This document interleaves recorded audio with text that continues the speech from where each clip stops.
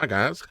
This is Daniel Alexander Cannon here on the Supernatural Show, the show that is not intended for entertainment purposes.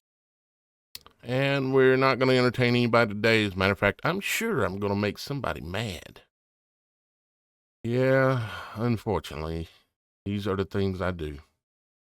But we must tell the truth, and so we will.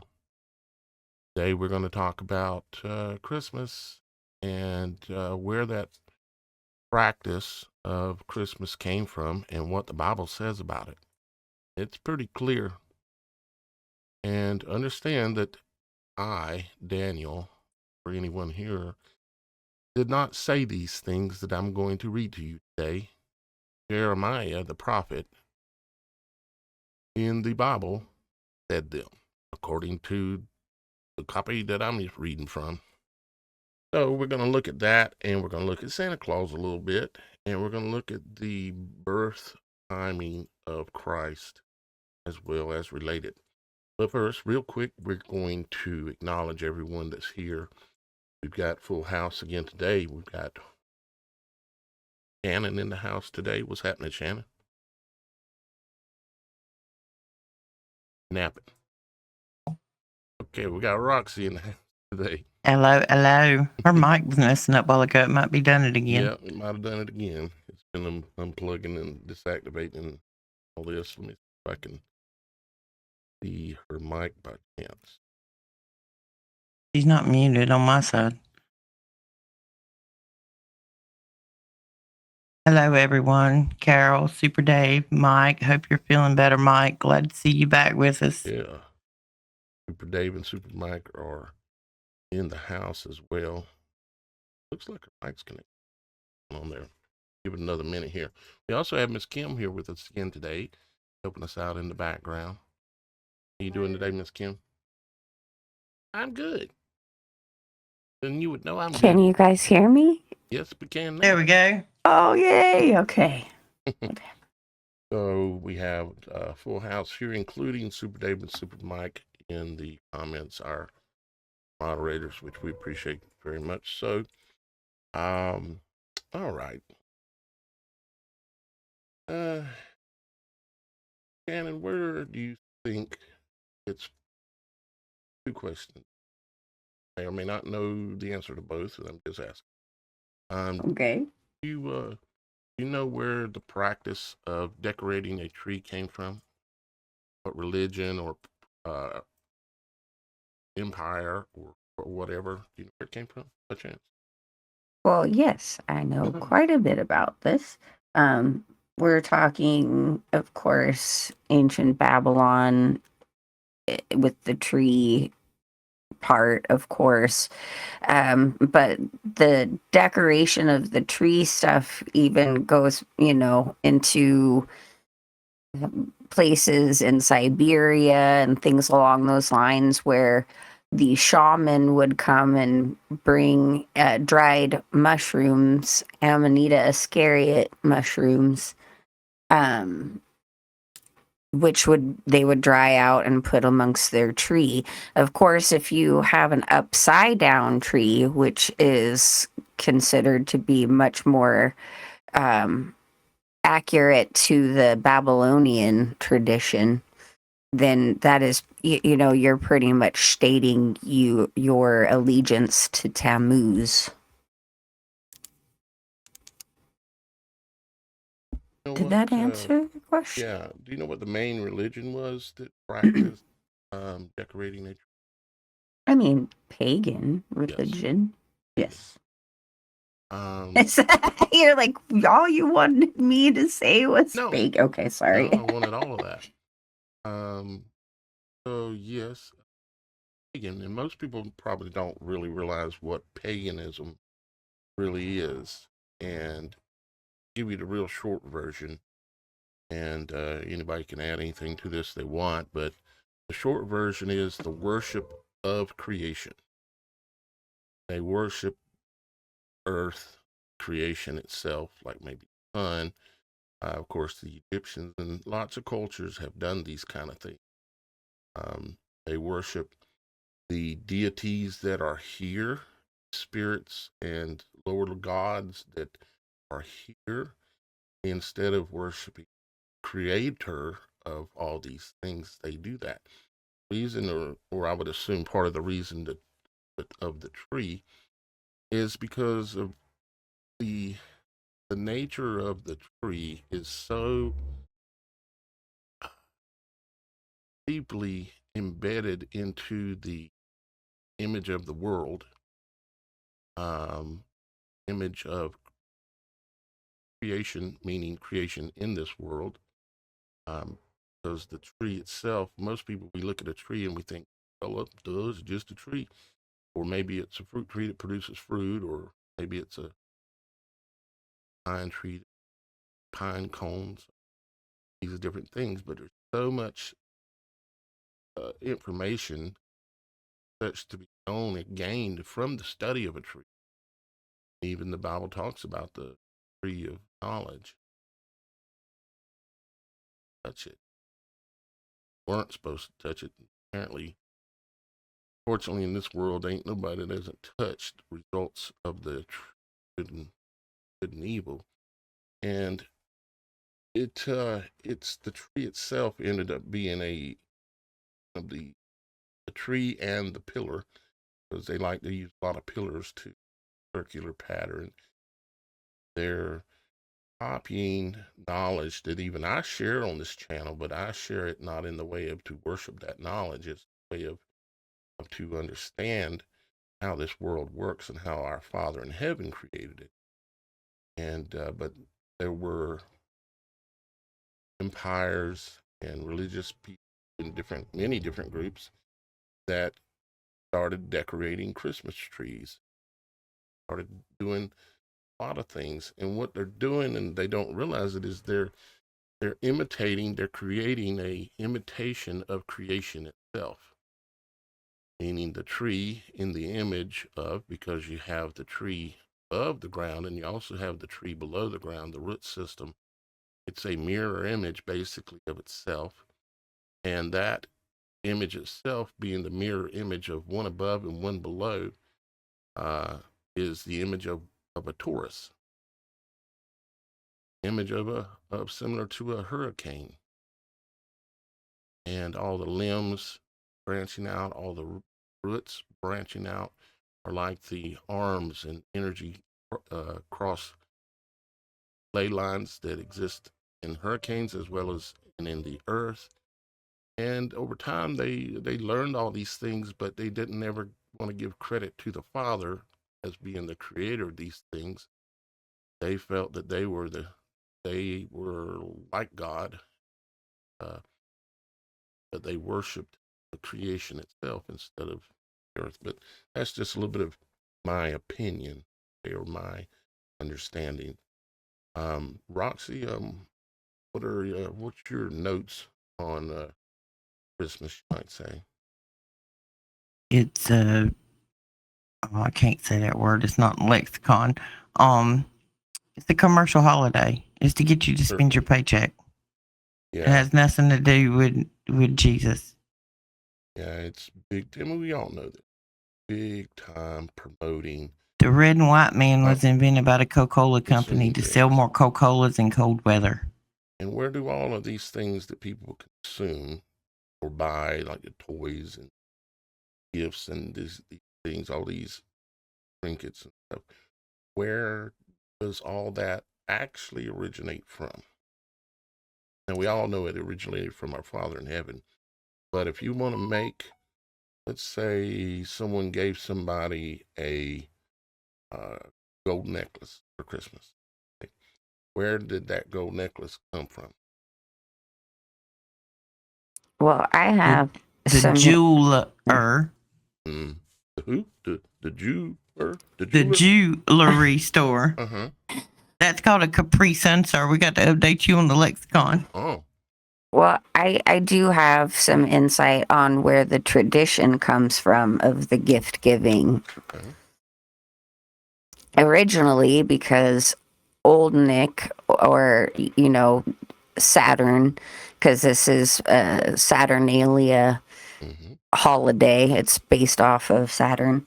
Old Nick, a pagan holiday. yeah. Old Nick is also another name that they would use for him back in ancient Roman times. And parents would bring their children to sit upon the lap of Old Nick because it was, again, tradition that they would have someone pose as that.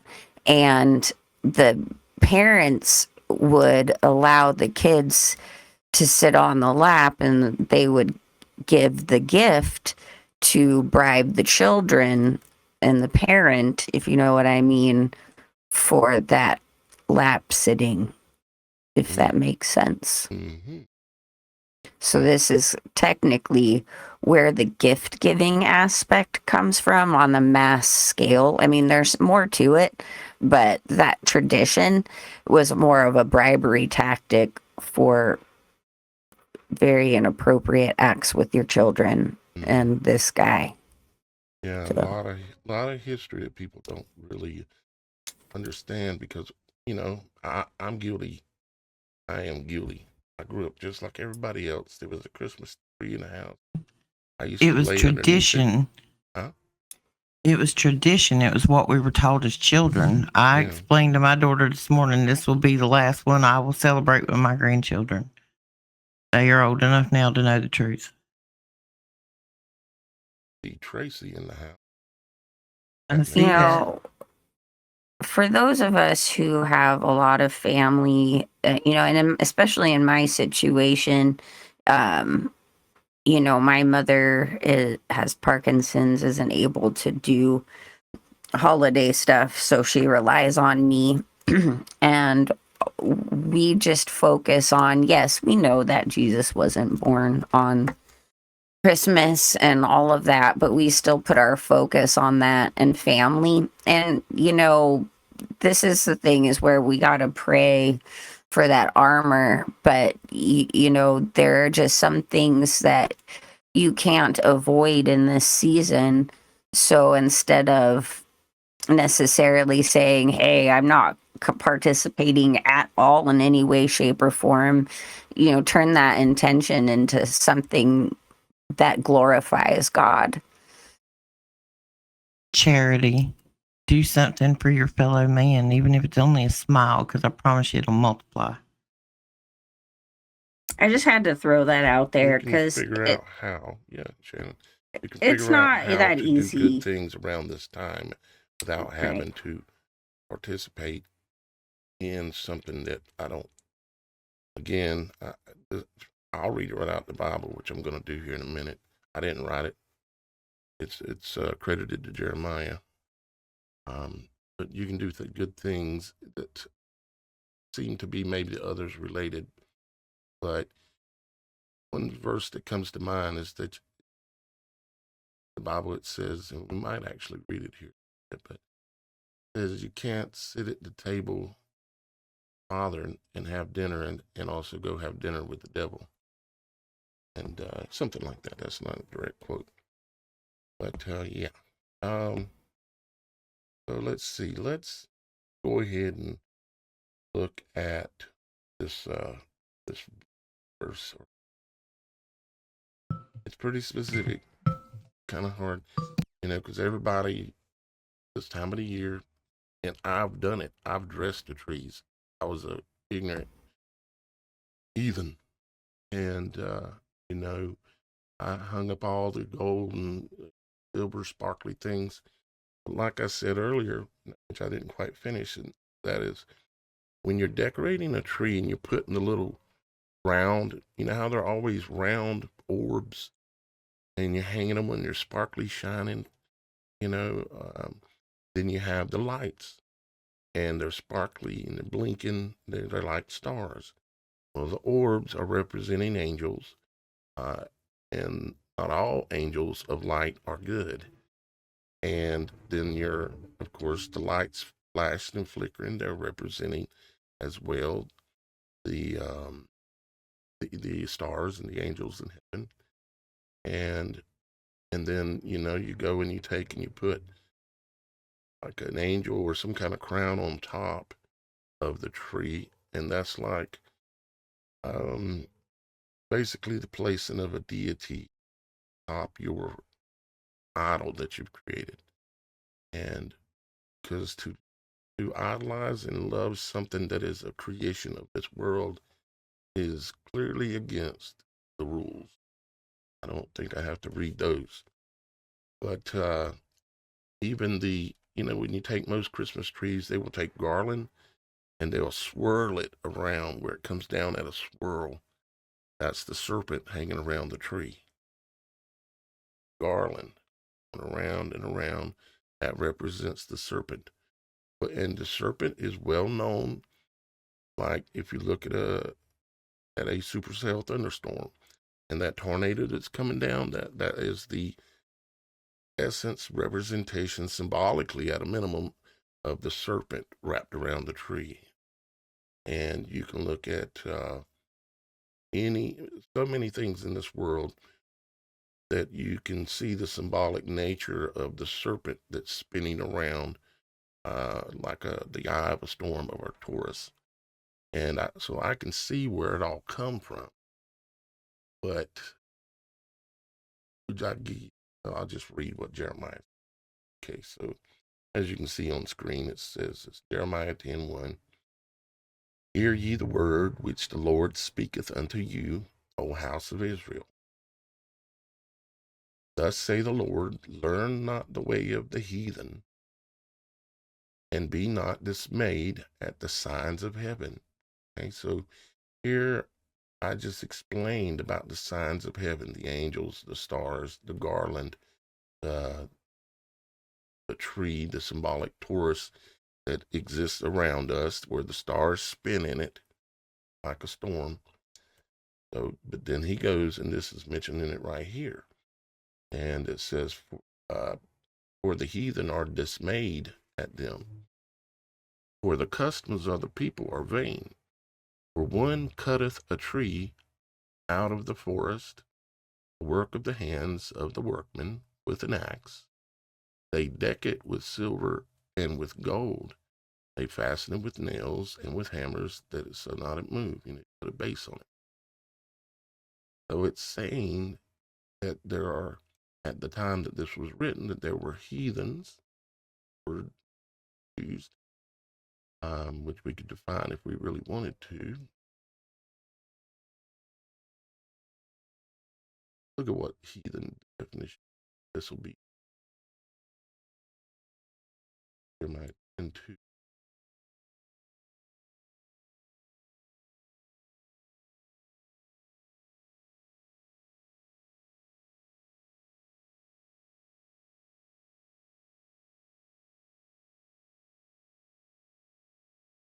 Apparently from the same root as the sense of massing a foreign nation, Gentile, figuratively a group of animals, or a flight of locusts, Gentile, heathen nation. So it's a group of people who do similar things. They have a lot in common, you might say.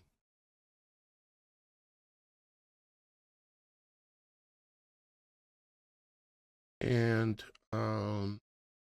so you can see what they're doing here. They are making something an idol for something that is in the image of heaven. And according to Jeremiah, the prophet, because I didn't say it, but he wrote it here pretty clearly.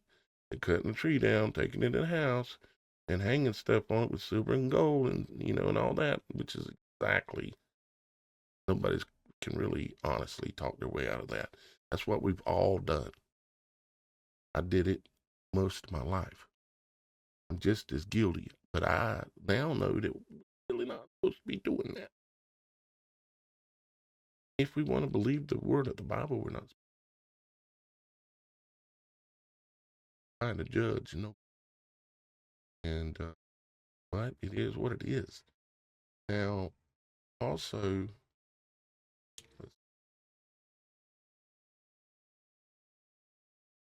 others. Oh, this was the warning against idolatry and like the Christmas tree and turning it into the image of something, image of the heavens. And it talks about how important it is not to do that. So, Leviticus 3, and it talks about after the doings of the land of Egypt, wherein ye dwelt, shall ye not do after the doings of Canaan.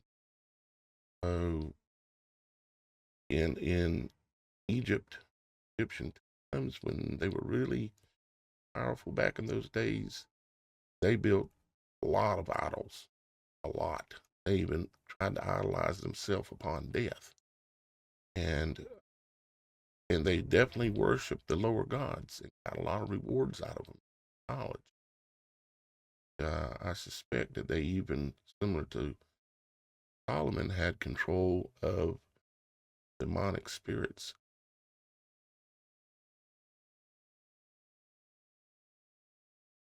And wanted to mention this too, and it kind of touched on this. That is, part of the pagan celebration practices that everybody gets naked. Everybody would get naked, even the children, and dance around, do things.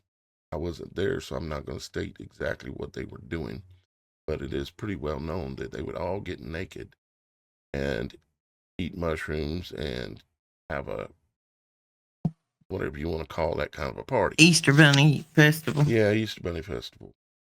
But here, again, still in Leviticus, says, none of you shall approach to any that is near to kin of him to uncover their nakedness.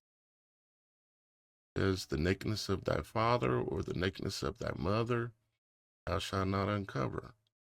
Goes on to say, nakedness of the father's wife, or the father's nakedness himself, or the nakedness of thy sister, or the daughter of thy father, or the daughter of thy mother, or the naked.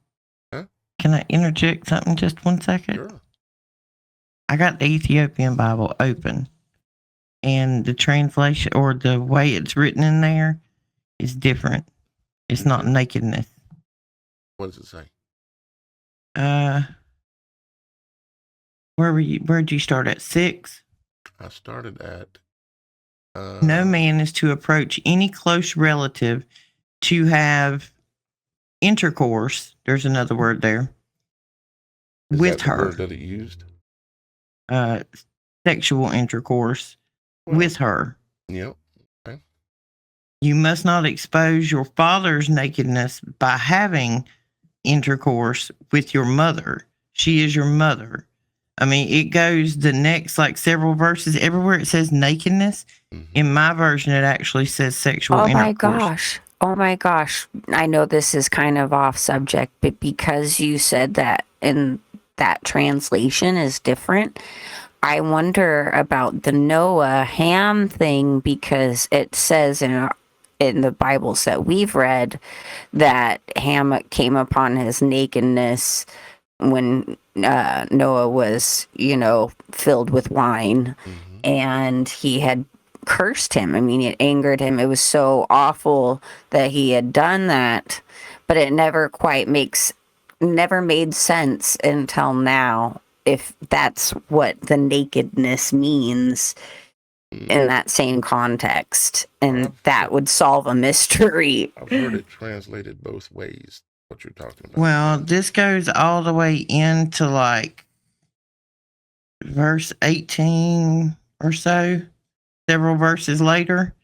And what it does, every one of those, that where it says nakedness, in here it says sexual intercourse. Well, and it names it right on. But in the Ethiopian Bible copy that you have, it kind of makes it more to the point that you're not supposed to have an orgy with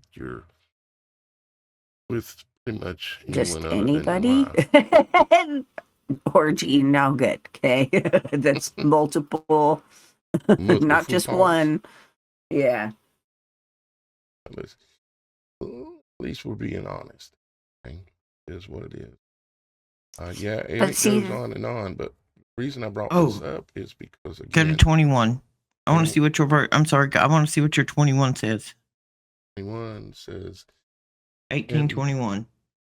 and thou and shalt now not let any of thy seed pass through the fire of Moloch, neither shalt thou profane the name of thy God. I am the Lord. Mine says, got the flashlight. I'm at the farm. 18:21. You must not give any of your children as an offering to Moloch, so that you do not profane the name of your God. I am the Lord. Yeah. So in other words, your seed or your children are your seed that have sprung from you. Not to be sacrificing them via fire, because they did that. And there are ways that this is happening even today still. Some ways in some places among some groups of people, especially people with a lot of power and money, they really do it. Straight up do it. Sacrifice children for worshiping a lower God. But then there's other ways that this can be done too. And I mean, to be honest with you, there are so many things wrong with our society that I can see now that I couldn't see many years ago. There was something was wrong, but I couldn't see it all. And I still can't see it all. Okay, but I knew something was wrong. And like, we take our children and we go drop them off with the Rockefeller education system. See you this evening. That's just one example. I mean, how many of these things are we doing that, or have we done that we shouldn't be doing? And this is no placing judgment upon anybody, because we're all still guilty. We're in sin. We're in this world, but we're trying, hopefully, imagine if you're here anyways, we're trying to understand things better and try to grow to be better. See, I have Luke 6. This is about talking about Christmas itself as a date. This is Luke 1:26, and it talks about the birth of foretold in it. It says, in the 6th month, the angel Gabriel was sent from God unto a city, Galilee, Nazareth. So this is when, of course, the angel comes to let you know you're going to have a child. And it says the 6th month. Now there's ways, probably more than two, of it, in fact. But there's a couple of ways, you could look at it by the calendar that we all use now, pretty much. You could say, oh, well, that's June. Right? Well, if it was June, you got June, July, August, September, October, November, December, January, February, March. About like March or April, okay, would be 9 months. Somewhere's in there. 11 days. 9/11. Actual months and days of a normal gestation of a child. 9/11 days. And I think there's more to even that. That in a second here. But if you also know that they were probably talking about the true calendar or lunar calendar or Jewish calendar, something along in those lines, they use the cycles of the sun and the moon, and they generally counted 13 months. And the spring would be your first month. And we're talking basically the beginning of April. Changed by a day or two based on when the full moon happens, and then the new moon thing. but that would be April, you know. So if that was the case, count off, and that actually puts you, well, let's April, May, July, August, October, November, December actually comes up as December. But then if you go on and you start looking further into this, go, yeah, talks about when Mary rose in those days and went to the hill country with haste, the city of Judah, basically goes and visits Elizabeth, was the mother of John the Baptist, and he ultimately finds out that he's expecting a child too.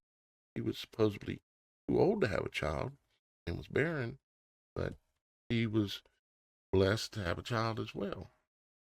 And I was trying to find, and maybe someone in the comments might know, trying to find,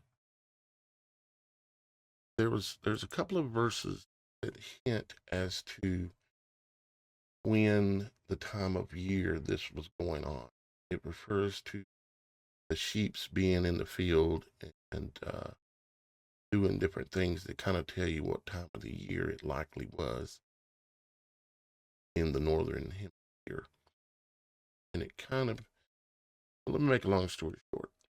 This is no for sure, but it kind of, I've seen so many things that made me lean towards, along with the ritual that they did on that 9th month day that we just mentioned a minute ago. If you wanted to go against God and go specifically against Christ, Redeemer, one of the biggest rituals they've ever done, of course, is 9/11. Here I go saying it again. It's the bringing down of the symbolic woman and man, destroying them. And then they come back in, I think it was March 8th or that, where they then raised the one world freedom hour, symbolically freedom now, because what we've done is we've destroyed man and woman and put man and woman back together again as one. What they did was the two buildings, the two pillars, two images, they destroyed them and brought them in and blended them into one building in a swirl. One World Trade Center swirls. And of course, it is the Trade Center, turning Temple of God, or the image of the Temple of God, which was man and woman, into house of merchandise. And of course, we know, as talks about how Christ didn't really like merchandise being traded in the temple. In us, we know we are the temple. And what are they trying to do right now? They're trying to merchandise us. They're trying to track your biometrics. They're trying to do all these things using technology from the beast out of the sea, silicon and silicon, make all these electronic devices. And they are trying to turn the house, temple of God, is us, into a house of merchandise. So hopefully that kind of clears it up, possibly. And those are my understandings and my kind of what's kind of going on. But the date of that 9th month, and that was so many days into the 9th month that they did that, I highly suspect that that was the, and I can't say which for sure, either when Mary was, had Gabriel come to her, the angel come, or when he was actually born.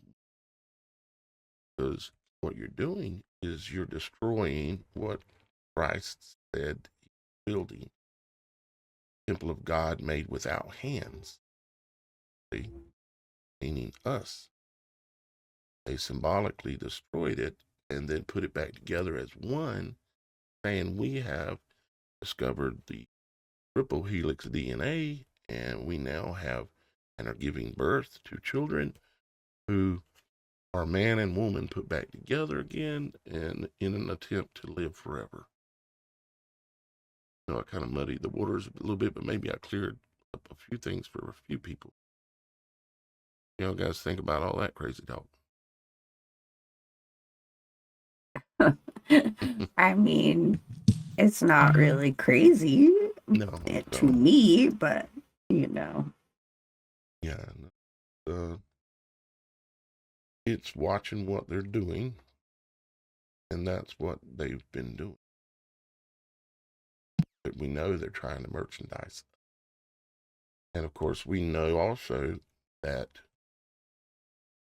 if we look at, there's the North Pole talking about Santa Claus. Santa Claus. Remember that song? Better watch out. You better not cry. See, what they've done here, you got the North Pole, and you got the man that they claim to be up there, and he's like competing with God, literally. Says you better watch out. You better not cry. You better not pout. Because Santa Claus making a list and he's checking it twice. Find out who's naughty or not. Santa Claus coming to town. So Santa, in this case, knows who's crying, who's pouting, who's been doing bad things, who's been doing good things, who is naughty or nice. And he's coming to town, and he's coming to the whole world in one time. Something only God could do. He sees you when you're sleeping. So he knows if you're a sleeper, if you're not awake, and he knows when you're awake.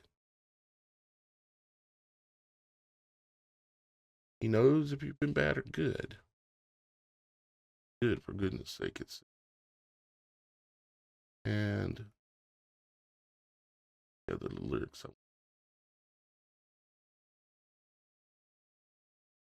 And of course, it's, this is about something, a deity coming down the center of a chimney into a fire, not getting burned, of course, and coming out and giving gifts. The kids were following the rules that have been set as good, bad. We all know that you have to be asleep in order to follow those rules. Because once you're awake, you start talking about and seeing the things that we're talking about here. You'll notice that in every culture, the Santa Claus character, which isn't always a man, sometimes it's a female. And of course, there's the whole Krampus aspect to it, which is, Santa's helper. But the whole point of the children needing to follow the rules and to scare them, to be good, because if not, the whole Cole thing was, a dumbed down thing, because Krampus or Santa himself would take your children if they were not good. So it has a lot more to do with child trafficking and stealing children for ritual right purposes. But they would use judgment, and scare tactics on the children to keep them in line. What shape of the head did Egyptian deity? What do you like? What Dogs. shape of the head? Conical? Ding, A dong. cone shape? Ding, ding, ding, ding, ding. Well, and that the Phrygian cap goes, far back into pagan history, and the Catholic Church would hire men to go around in their areas with that cap, because that would signify they were with the church. In Egyptian times, the women and men, and they would wrap their heads to try to change the shape of their heads, and because they wanted a conical shaped head, because that was the shape of the head of their deities that had been, however they seen them or witnessed or whatever it was, they were trying to emulate. Just like young men, you see them right now out these days. If they're a NASCAR fan, they're going to try to emulate that. If they're a hunting fan, they're going to try to emulate that. If they're whatever it is that somebody worships, you don't have to get on your knees to worship something. You know, it's giving your energy towards it, your focus, and all these things.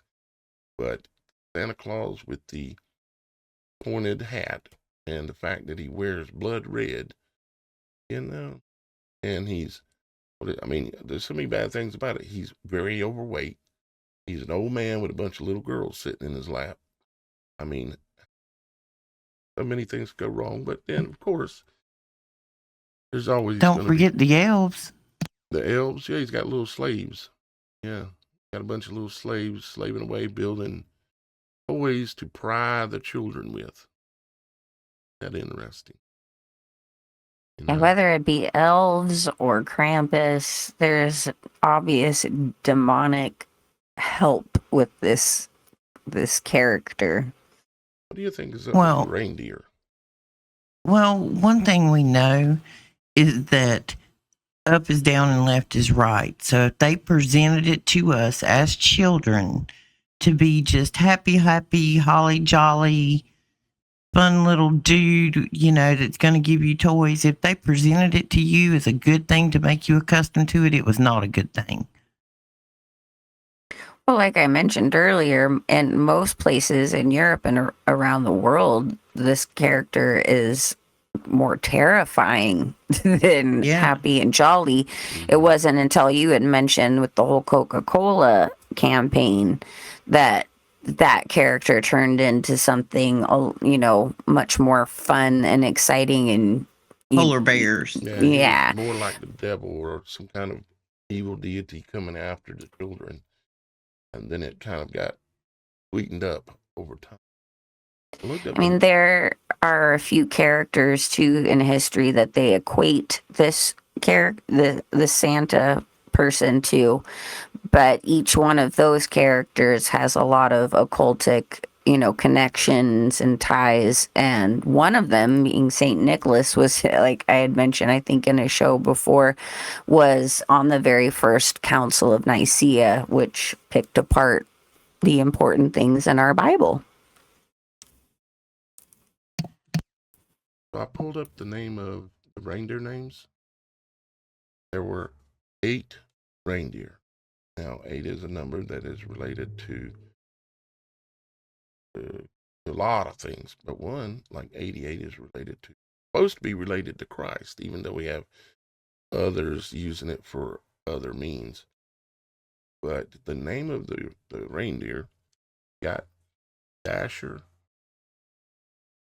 We've got a Dancer. And got a Prancer. You've got a Vixen. Got a Comet. You've got a Cupid, Donner, and a Blitzen. Any comments, anyone?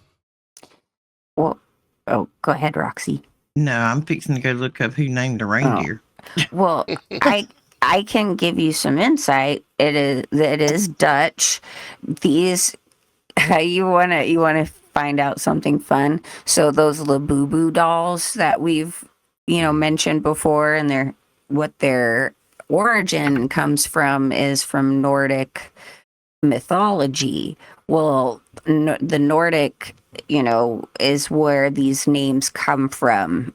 Which is Dutch, Nordic, they're all from the same kind of realm. It's the same background of the Norse people. And Odin, it was his like demonic otherworld pets that he would actually fly around. I mean, a lot of this Old Nick, all this stuff comes from Odin. And these reindeer are actually the Labubus that are out for sale. Like, that's the origin of what these beings or beasts are from. And the Labubus have to do with deities. It has to do with dark deities. And if you start thinking about the names like Dancer and Prancer, and Comet, like what we know about or believe we understand about comets now, and being a dark deity, and how the word comet is associated with, directly associated with other science and acts. It just, and then Cupid, of course, you could see how that could relate to stars or one of the constellations, heaven as well. And then last question I have, and before I'm going to let everybody go today, I know everybody's got things going on, is what's up with Rudolph's glowing red nose? Rudolph was added in 1939 in an advertising booklet. Okay. Why is his nose glowing? There's always I don't know about that. I ain't got that far, man. There's always a hidden secret behind all this ritual stuff. There's nothing by chance. That's well, one thing I know. I do know. His nose red? I do know the association of clown noses being big and bulbous and red are connected to the Nephilim and what they really actually looked like. There's this really amazing podcast and information where this man really explains how the Nephilim look like clowns. Well, the whole big red bulbous shiny nose was an attribute to these Nephilim, and so maybe there's a connection there. I'm looking it up. Yeah. Canon is just a book of knowledge. Montgomery Ward put Rudolph in a advertising pamphlet for Christmas in 1939, and then Gene Autry sung a song about it, and it became popular. I'm not seeing anything about 1939 reference to Robert May, story of Rudolph the Red-Nosed. Yeah. Gene Autry made him famous because he sung a song called Rudolph the Red-Nosed Reindeer. Mm-hmm. Don't know who wrote the song, though. Says the German spelling was R-U-D-O. LPH. In English, it's LPH, but in German, it was RUDOLF. Interesting, because it means fame or glory, and also wolf. And again, it's Germanic, so that's, again, Nordic roots. Almost sounds more like they were a wolf pack more than they were actually reindeer. Got switched to reindeer probably due to the association. Of course, the wolves are up there too, and they eat the reindeers. There's an actual parasite that will make a reindeer's nose red. Interesting. Okay. What's it called? It's not cocainus stimulus, is it? No, it's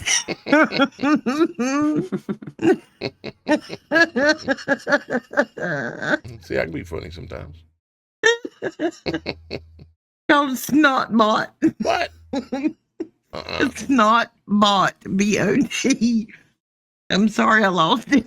A snotbot. It says suggest a fly larvae called snotbots infesting the nasal passages can make a reindeer's nose shiny and red. Oh, here, I'm going to share this with both of you here. I'm going to put it on our... This is what the the Boo Boo is modeled after in Nordic lore, which it again is also named the devil's pet or Satan's pet. But I just thought you might want to. You could share it in the our chat there. Yeah. I could pull it up here if you've got the link. Just did.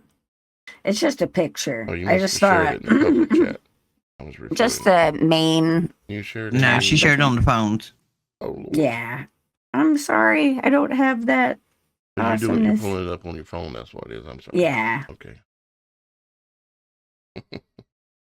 But it's got a red nose. So I just thought that was interesting. Yeah.